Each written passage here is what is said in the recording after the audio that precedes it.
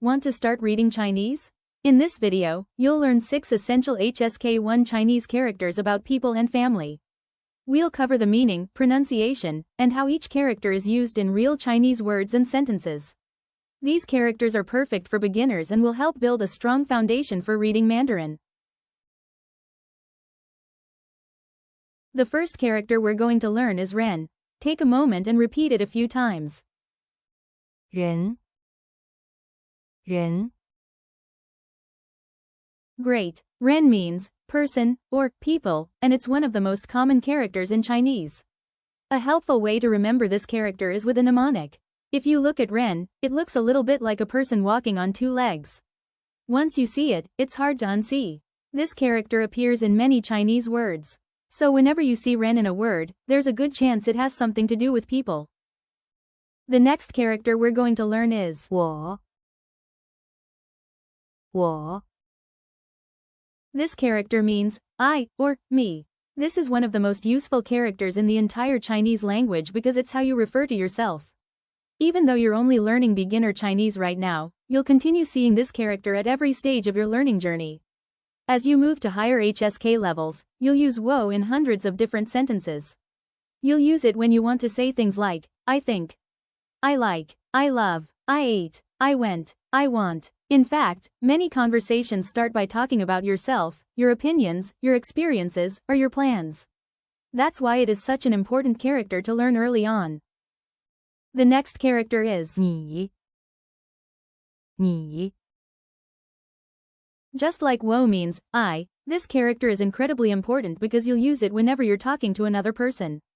Think about how often you use the word you in English. You might say things like, how are you? Do you like it? Can you help me? The same is true in Chinese. You'll see ni appear in greetings, questions, conversations, and everyday expressions. One of the first Chinese phrases most learners encounter is ni hao, which means hello.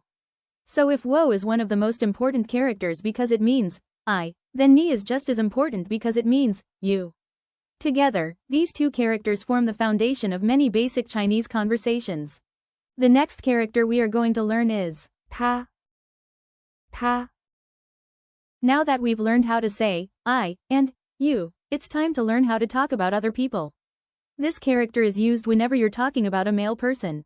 For example, if you're talking about your friend, your brother, your teacher, or someone you've just met, you might use ta. As your Chinese improves, you'll hear and see this character all the time in conversations, stories, and descriptions of people. For example, you might eventually learn sentences like, he is my friend. He likes coffee. He lives in Beijing. Notice how often we use the word he in English. The same is true in Chinese, which makes this a very useful character to know. The next character we're going to learn is 他 You may notice that this character sounds exactly the same as the previous character. The pronunciation is identical, but the characters are written slightly differently. This character is used whenever you're talking about a female person. That could be your friend, your sister, your teacher, or anyone else who is a woman or girl. As your Chinese improves, you'll see ta appear in many different sentences and conversations. You'll use it whenever you want to talk about what someone did, what someone likes, or where someone went.